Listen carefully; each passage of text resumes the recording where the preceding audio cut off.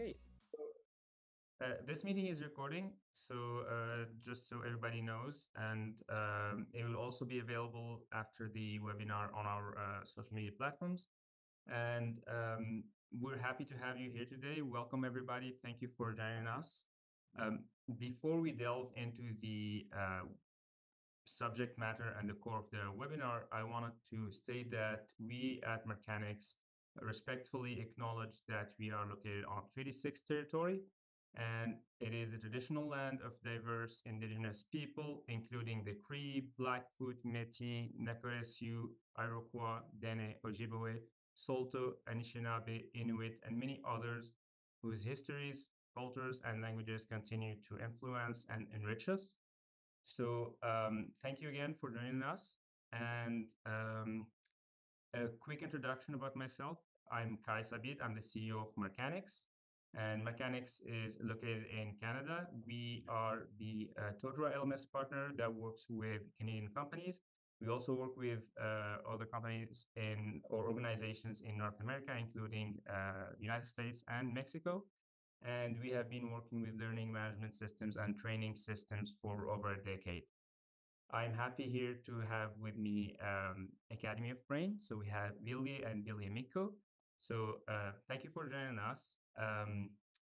A quick introduction about our guest speaker, Vilje. He's a doctorate and he is a business psychologist, and he has a doctorate in cognitive neuroscience. So that is very passionate for people like me who are interested about cognitive and influencer behavior. So thank you for joining us. I will give you the floor now so you can tell us more about yourself and more about the Academy of Brain. Yes, all right. Thank you, guys, and good to be here, and welcome everyone. Nice to see you here from all over the globe. We are located in Finland, in Helsinki. Academy of Brain is essentially a soft skills learning house. So we know the science of soft skills learning and the practice of soft skills learning. And I'm the co-founder, and we've been here in the business for five years. We are a startup in Finland, and working with the transformation of knowledge work, driven by two big megatrends. The biggest is AI.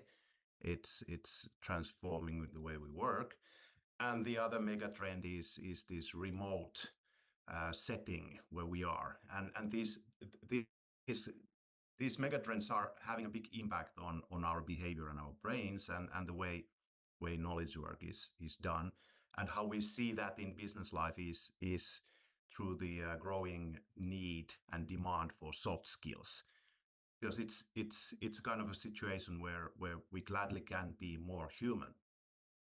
So that's what we do, and that's really my passion as a psychologist and neuroscientist. So to really understand human behavior, human mind, and really develop ways of making behavioral changes happen in the companies and in the work life, because we can do a lot of training, but the big question is, does it have an impact? And especially when it comes to soft skills, that's a very crucial question to ask.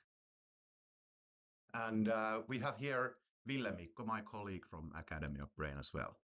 Can you introduce yourself? Yeah, sure. Hello, I'm Vilje Mikko, and I'm working as the partnership manager for Academy of Brain. Been here for 2 years, and I'm also in charge of any customers globally beyond Finland. And I'm also very interested in the science of soft skills. And if at any point, or like in the Q&A section, you have more questions about the product itself or how we do the business side of our product, I'm here to answer any questions related to that. But I'll give the stage back to Vilje now. Thanks, Vilje Mikko. All right, so guys, are we ready to start? Yeah, absolutely. I mean, thank you for the introduction. I think everybody who is in the training or learning field today or has any remote connection to that is would be excited to learn about what we have to talk about today.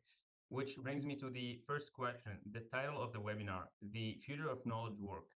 So, what is knowledge work according to you, and why are we talking about it today? Yeah. So, uh, knowledge work essentially is uh, divided in. I'm sorry, I had to now I can see my slide. Can be kind of divided into three different ways that we use our brains and our minds to make things happen in modern work life, where we are not only doing kind of practical things, kind of physical labor, but actually working collaboratively together as humans in a social setting called a company or an organization. And the way people come in kind of the most common way that people think about knowledge work is what I call the formal work, which are the hard skills that we have all learned in school and through our education. It's the depending on the field, on your field, it's related to finances or technology or governing things or legal matters or leading and managing or kind of the things that you can read from a book, basically. Those are hard skills. But but it's been known for a long time already that we also do a lot of informal things when we collaborate together. That's when we build relations and we do a lot of social uh, kind of interaction and um, things that we are not kind of pushing forward, but are more happening effortlessly between us people when we interact together. And these two together form our idea of what is actually work, what is actually knowledge work. But based on research and understanding of behavioral sciences and human work, uh, what is neglected is this third aspect of human collaborative efforts, which is called reflective work. And that's a very important part of soft skills and what's actually in the core of what we mean when we talk about soft skills. Reflective work is when we stop and think about our experiences, our behavior, share our understanding, and kind of engage in a reflective dialogue to better understand who we are together, trying to solve these complex problems or adapt to a new situation or find a better way of doing things. And then we experiment. We decide to do something to these things that we observe through reflection, and then the cycle turns again. So these are the three aspects of knowledge work, and the most kind of neglected aspect of knowledge work is reflective skills. Thank you. That is reflective informational.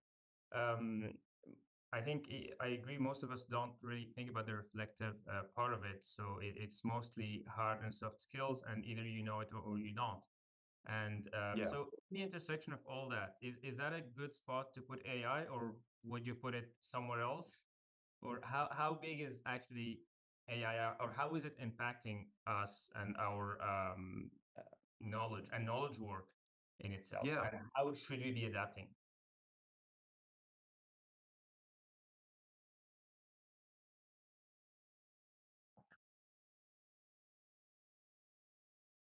Billy, are you still with us?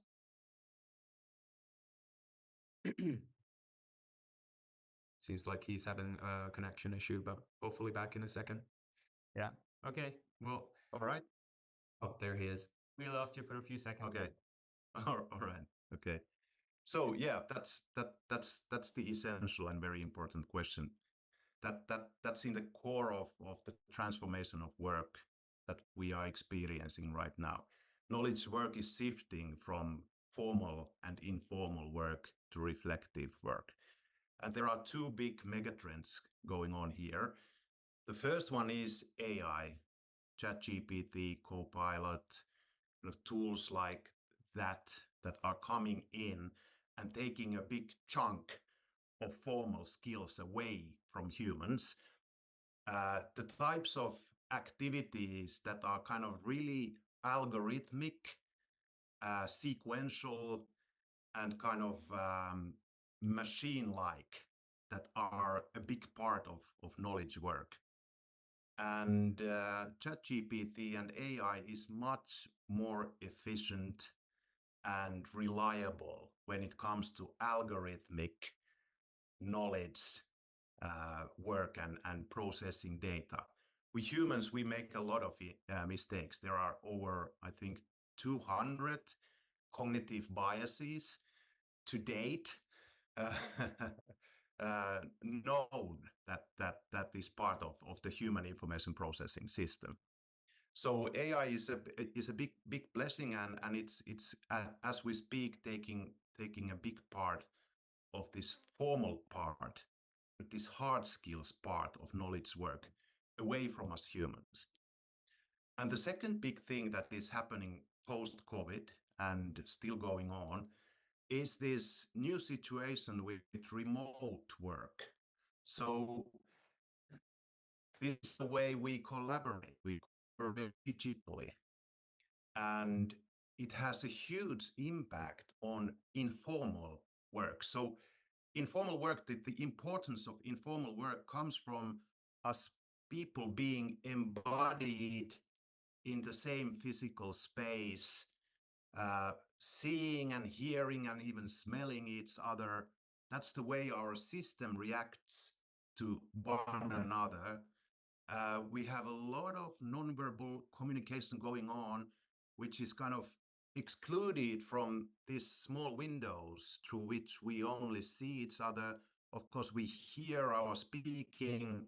Speaking is also a lot about gesturing. It's also non-verbal, even though it's verbal, because we convey a lot information on our intonation and on our decisions on what we say and what we don't say, and when we say and when we don't say things, who we are looking at when we are talking, where is our body facing when I'm talking. And this type of information is not conveyed through digital interaction. And it has a huge impact on this traditional aspect of knowledge work, which is the informal part. So how do we relate to each other? How do we build relationships? How do we build appreciation, trust, and safety? Digital interaction makes us more kind of leaning the interaction situation more towards the formal way of working, and that's in many cases it's good thing because we can focus on the things that need to be done, but at the same time it kind of steals us the possibility to build the relations, the appreciation, the trust, the safety, the cornerstones of human collaboration that only come into, or not only, but primarily come into existence in our social organizations and settings through face-to-face interaction in real life. So these two things are dramatically changing two big aspects of what we know as knowledge work. So what is happening now is that the reflective way of working is, first of all, kind of what is left for us humans to do when AI is capable of doing the hard skills.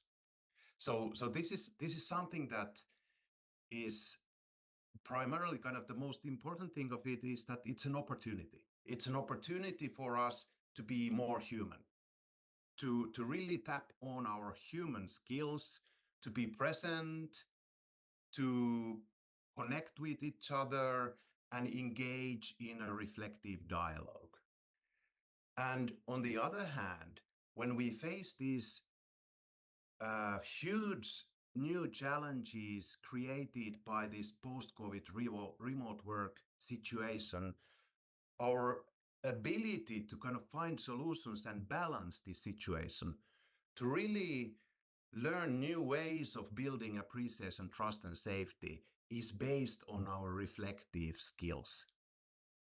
So this is kind of the situation which really calls for more abilities and competencies when it comes to reflective work. Also, there are things like DEI. It is a thing itself which requires us to be more aware and reflective. There's no other way to kind of solve the complex situations and things related to DEI.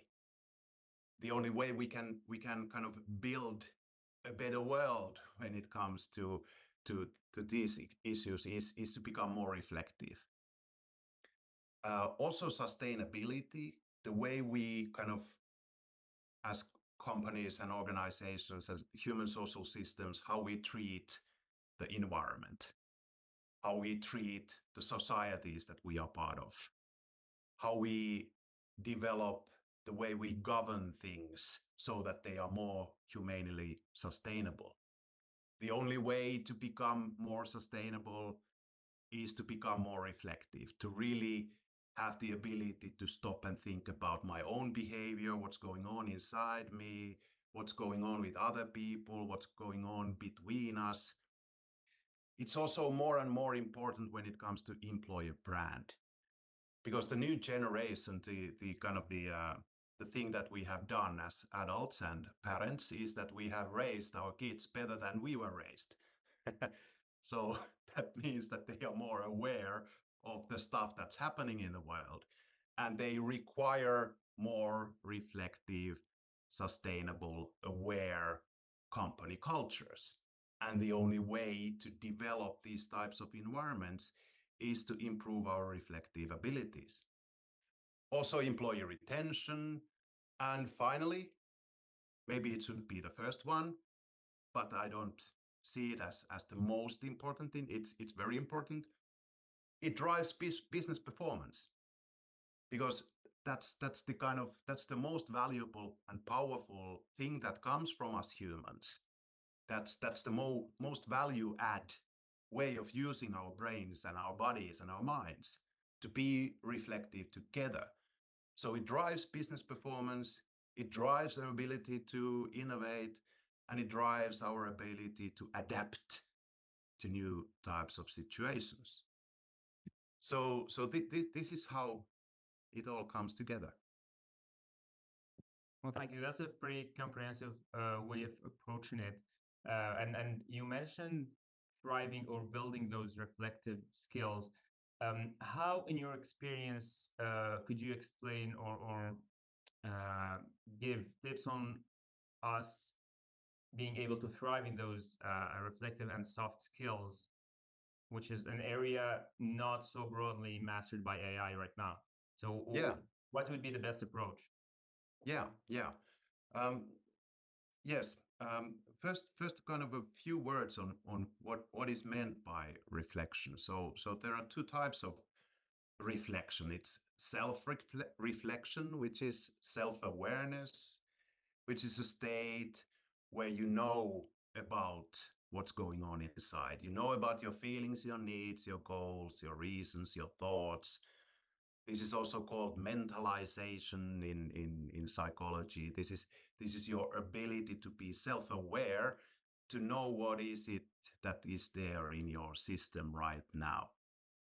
And then the other type of reflection is shared reflection. When we engage in a discussion, a dialogue about what's going on in us, what drives our behavior, how does this behavior or these events around us affect us, and what do we do about it? And this already kind of highlights the challenge of soft skills development. Soft skills, the core of soft skills, the reflective skills, they cannot be developed by just reading a self-help book. It helps a bit, but it doesn't change anyone's behavior.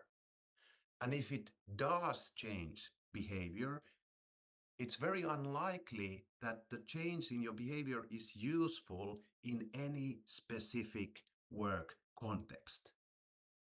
Because our challenge is when we collaborate as humans together, they are context specific and very embodied kind of situational challenges that we are facing. So in addition to kind of reflecting your own behavior and reflecting what's going in you and what kind of feelings, needs drive your behavior, it's very important to engage in this shared dialogue, to kind of grasp, to get a better grasp on the situation where we are together, and how is it reflected in our subjective experiences and into our behaviors. So this is a very important aspect of soft skills and reflective skills. And this is a slide that kind of lists a typical kind of way of looking what soft skills are. Communication skills, self-motivation skills, leadership skills, responsibility, teamwork, problem solving, decisiveness, ability to work under pressure and time management, flexibility, negotiation, and conflict resolution skills. So the traditional approach in soft skills development is to come up with videos that are based on a framework that most kind of in an optimal situation comes from science, which is the case with Academy of Brain. So our videos and our content is science-based, so that people have some food to kind of reflect their own behavior, some kind of frameworks and some kind of food for thought to reflect my own behavior, kind of engage in this self-reflective mode. But that is not enough, because when it comes to the work context, it's really important to engage in a shared collective reflection. This is a general model of what shared reflection is in practice. This is what I call meaningful conversations at the workplace. This is what it is in kind of when it's really put in a very simple way. Meaningful conversations on what do we do together and what kind of experiences we have while we are working together. And soft skills learning is essentially based on some kind of a content nugget, a micro-learning content, which is based on behavioral sciences. It might be about personality differences between people, or it can be some kind of an approach to time management or self-awareness or negotiation skills. It's information related to human behavior in a micro-learning kind of format. And that knowledge information nugget is brought into a cycle where an individual, when we engage in self-reflective mode, we reflect, so what was that for me? So what are my reactions to what I just heard? And how can I reflect my own behavior or my own life or my own goals in work, my career path, my aspirations related to what I just heard? about human behavior, the way human brain works. And the next step is, I think, then I go into asking myself, so what does it mean for me? Is there room for improvement? So should I change in some way? And when we bring this nugget, this piece of information into a shared reflection, into a meaningful conversation situation in a team setting, for example, in the beginning of 45-minute Teams meeting, we don't directly go and dive into the agenda, but we watch a 3-minute video, and then we reflect first ourselves. So what was that for me? Then we engage in the shared dialogue. So what does this mean for us? And the last phase is, so what will we do about it? So what are the actions? What are the new behaviors that we try? What are the kind of the learnings that we take from this reflection? And the beauty of reflection is that the outcomes do not need to be tangible. They don't need to be kind of something that you can directly implement, or new behaviors or new ways of working. It's enough that we together engage in this process of reflection. This is what improves our collaboration. This cycle is what makes us grow and become better in soft skills. So, it's not as straightforward as watching a video. That's kind of the bottom line. Well, thank you, Vilje. That is certainly eye-opening for me, at least. And we talked about the hard skills, the soft skills, and the reflective skills, or how to reflect on each experience. How does your work with the Academy of Brain fit into all this? What can you tell us more about what you do into incorporating this for the learning that you offer? Yeah. So we do two things. We help people self-reflect with our content, and we support organizations to give more room, space, and opportunities for shared reflection.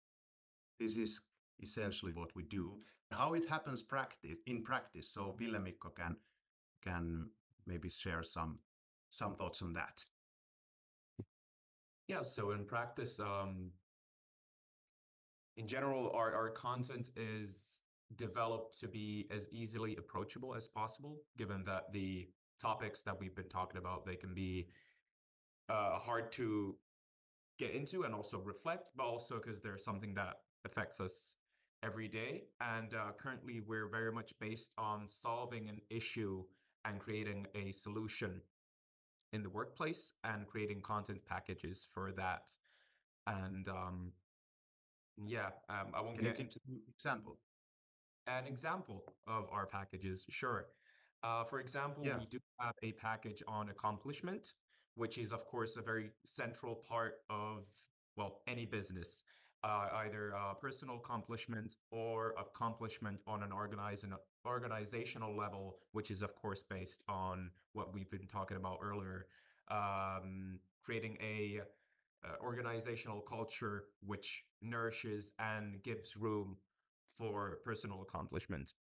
And here we have courses like, well, we do have coping better with change. We have courses based on setting goals, how to reach those set goals, focusing better, time management, and so on and so forth. And through these packages, we try to give not only the necessary content to learn that, but we've also kind of knitted into these courses the reflective parts. There is always exercises which go into, okay, what have you learned? What do you think about this? How does this, have you seen this happening in your day-to-day work, or how could you implement this skill? So that is always a central part of our content, not only being something that you watch, get inspired, and then forget. We try to bridge the gap between content and actual work life as easily and as fast as possible. And of course, the content itself doesn't really exist if it's just on our site.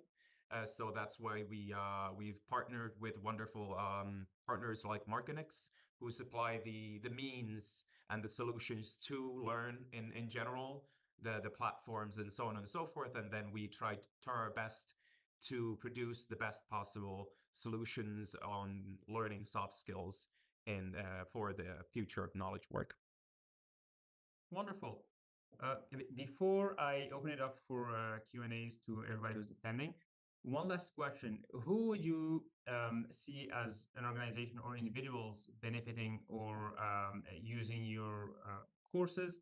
And what would be the value added for each type of organization, if you will?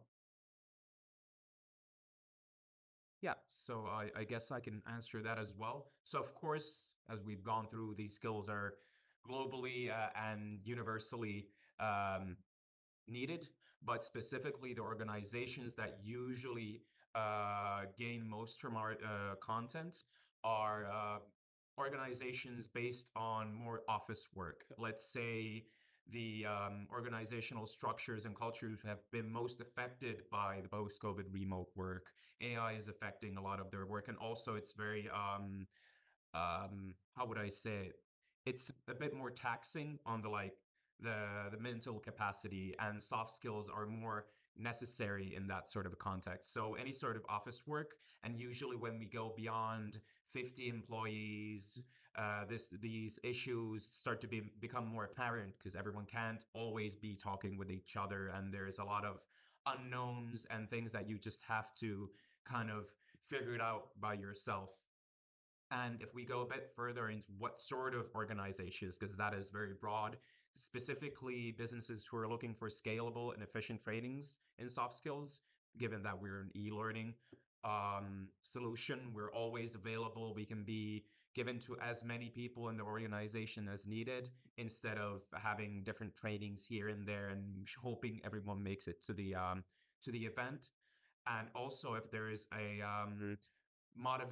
there's a certain type of motivation to build these skills in a more of a traditional organizational structure with depth, because in those positions we can really how would I say, we can really find the correct positions to implement certain packages and courses. And in best case scenarios, our courses can be kind of like the catalyst for actual conversations within teams and organizations on these matters, and also lead the conversations forward in the in a matter which actually leads to change for the better.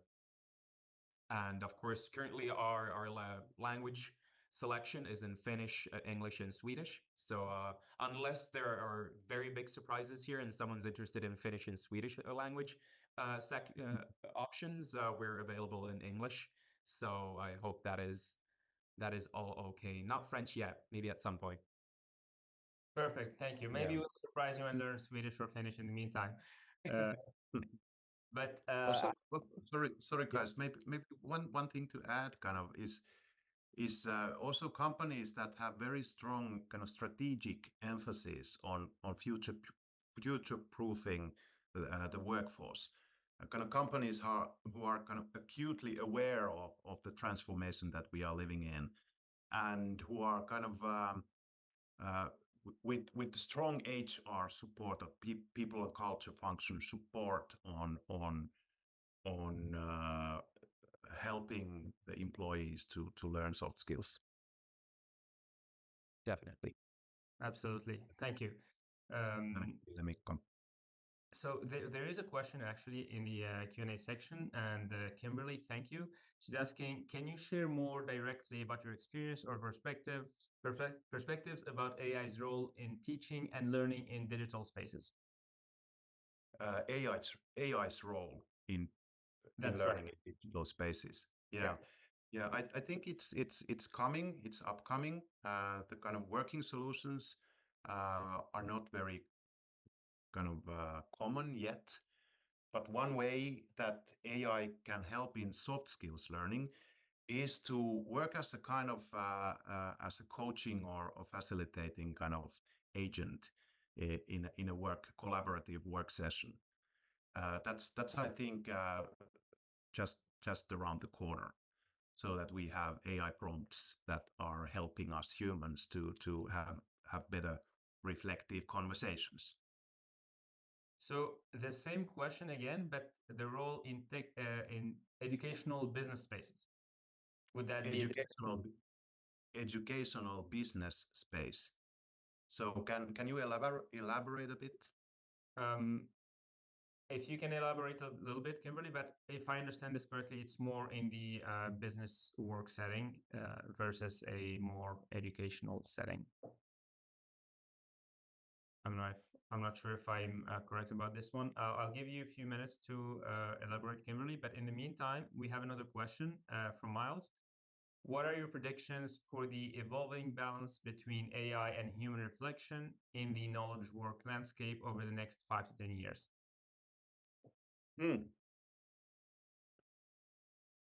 I think soft skills and reflective skills are kind of already a big part of competitiveness and competitive advantage in the kind of business landscape, and continue to be. The importance is going to increase, and it's still a kind of an open question. So how exactly AI is going to change the way we work? But I put my bets on this general idea that AI is driving the transformation towards us kind of tapping on our human skills more, kind of opening the possibility to be more reflective and kind of engage in reflective learning processes when it comes to collaboration and working together. At the same time, I'm of course very aware of the current state of kind of the regular work life, where it's still mostly about hard skills, kind of getting things done by the book, so to speak. Knowing the numbers and knowing the technology and knowing the rules and knowing the plans and knowing the Excels and type of thing. So this is how it is. But AI is becoming better and better in this. So what is left for us is to reflect on, really stop and reflect on what are we actually doing, and where are we going at, and what are our goals and aims. So speaking of that, and the question that of course everybody thinks of, and it's inevitable, but it comes from Miles, and the question is, are there any ethical considerations regarding reflective use of AI in knowledge work that we should be aware of and address proactively, such as voice cloning, for example? I'm sure we've all seen deep fakes of people saying things they would never say. So how would you respond to that? Yeah. Trying to figure out how it could come into kind of workplace. So I don't know, one kind of on a lighter tone, one kind of impact of this is that my voice, I'm presenting the stuff on our videos, so it can be cloned. So it's okay for me. But kind of more seriously, I think it's I cannot really see how it could be a problem in corporate training setting, because when it comes to soft skills and kind of claims about human behavior, we've been living in a world where a lot of content and self-help things and stuff like that is not based on research. So we are already in a kind of in that sense in an unethical situation when content is not based on anything. So I think that's the most important thing, and that's why we are strongly science based, and we check the facts. And I think that's one of the reasons we actually wanted to collaborate with Academy of Brain. It's the neuroscience aspect and the cognitive knowledge that you guys bring to the table. So Yeah. that is definitely an important aspect. And as you said, we already see a lot of people helping without having the knowledge or the experience or the education to help, especially social media. Yeah, no, it's the going into these kind of ethical considerations. It's when we enter into a more human world and we enter into a reflective way of working and collaborating, we enter the world of human emotions, feelings, aspirations, dreams. We kind of we open up a bit the box that is closed when we work through hard skills. And when we do that, we also need to be more considerate and ethical in our actions. So that's definitely a part of it. Yeah. But it's not kind of, I'm not saying that we are kind of developing a psychology consultancy for all workplaces. That's not the case. We just need to become a bit more reflective, not open up your kind of whole world and life and Of course. your mother or whatnot. Perfect. Well, that sounds great. And Kimberly said that you answered both her questions with your first answer. So thank you for that. And the whole Riverside Institute team is jumping off the call. But are there any other questions? We have about 14 minutes left, so plenty of time for Q&A.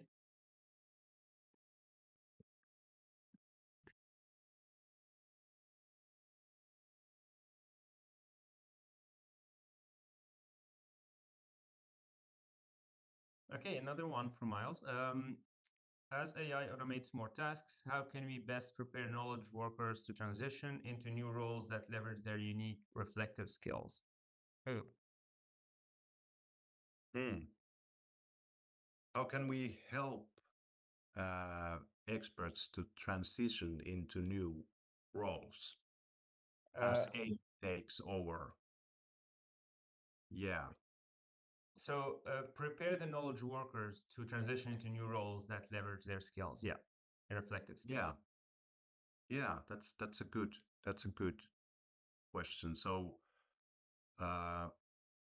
regarding career paths and how career paths are going to change in the future, and that's also an open question. But I've had some pretty interesting discussions with Microsoft people when they are implementing or Copilot is something that Microsoft is betting heavily on in the future. So it's going to be a big thing. And Microsoft is really interested in our ability and in our solution to support companies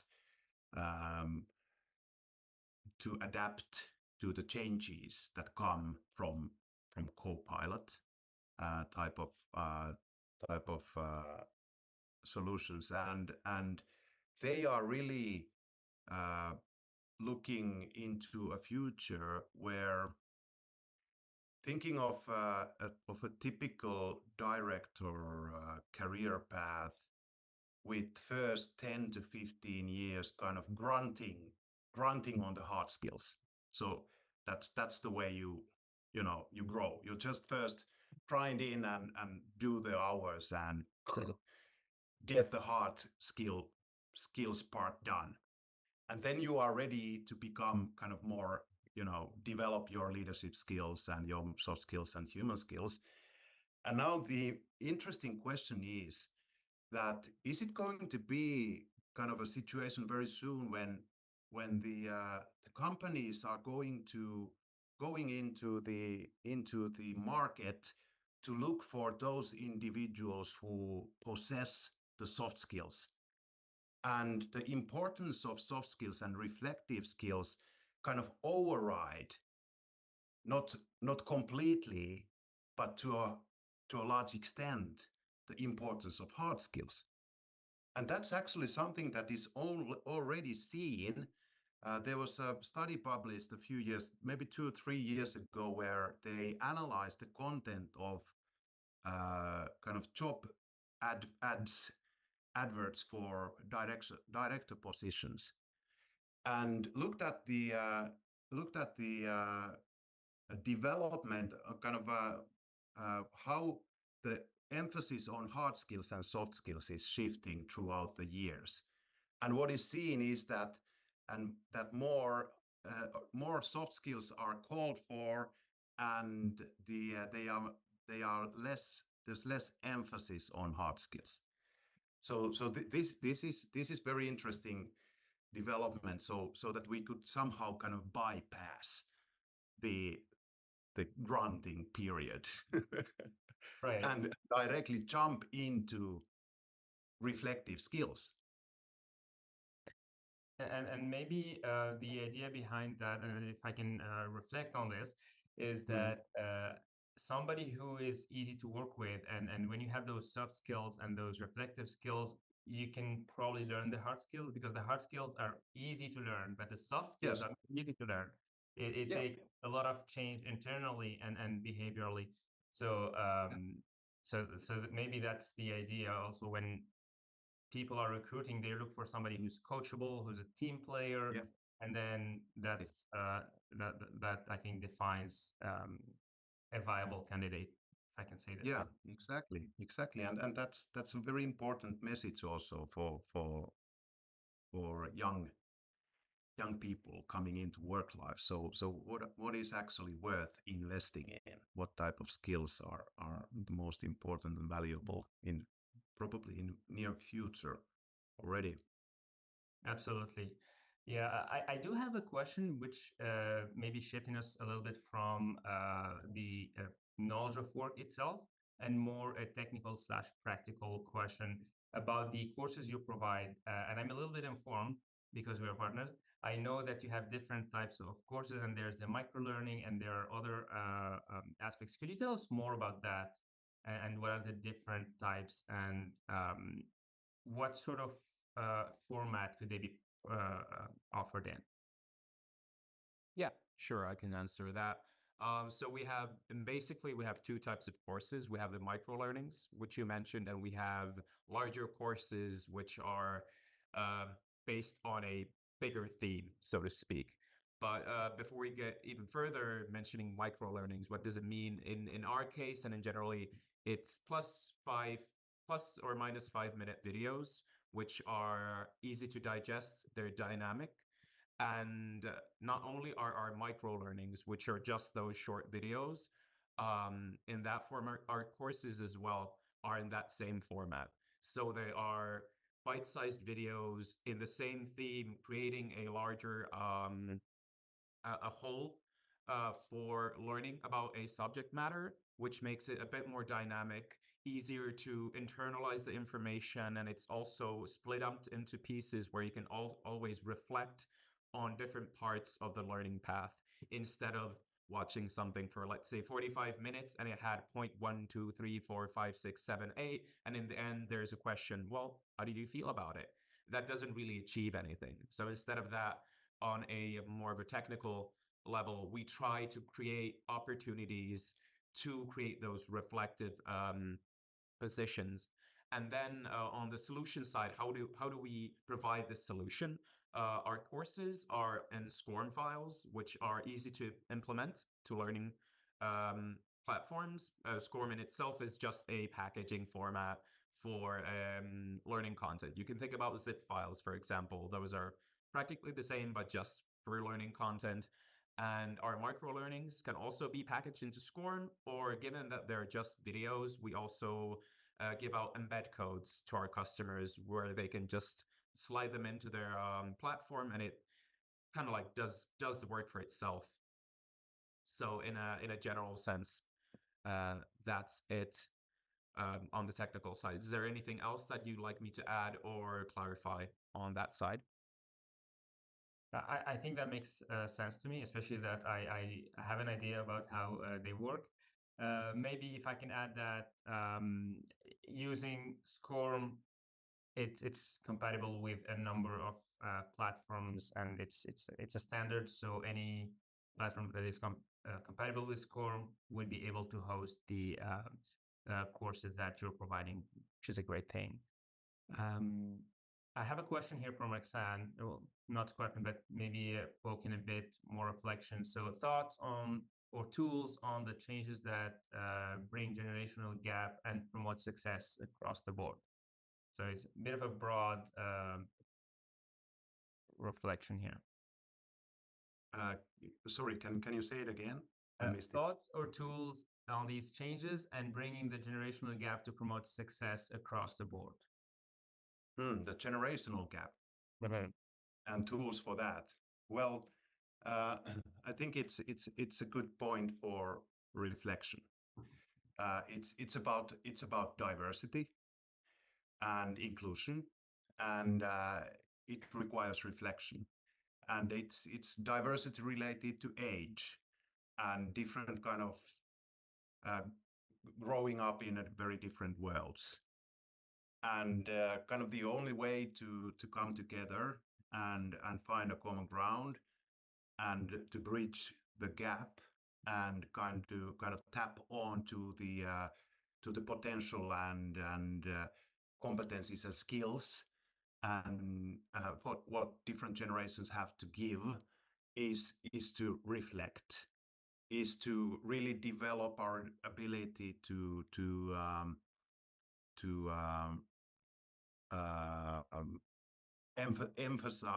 empathize and become aware of our individual abilities and skills, and discuss on how to weave them together to build a well-functioning team or well-functioning organization. So there are, again, no kind of 1, 2, 3 kind of do this. There's only one. So reflect, because the solutions, the best ways to improve the way we humans collaborate and behave is to find the solutions in a context-specific situational setting, given the individuals that are there now. All right. Well, thank you for that explanation. It was a bit of a broad question, but thank you for addressing it anyway. Broad answer as well. Of course. So we have a couple minutes left. If there are no more questions, we can maybe give you a minute left back in your day. And I know it's already getting late in Finland. So I don't see any other questions. Well, thank you very much, Vili Mikko, and thank you everybody who attended the webinar. It'll be recorded and it'll be available after for rewatching. Have a great day or a great day, depending on where you are. Thank you, everyone. Organizing it, and if anyone has questions on the solution side of our product, feel free to contact either Kais or me. We'll both be happy. Well, I'll be happy to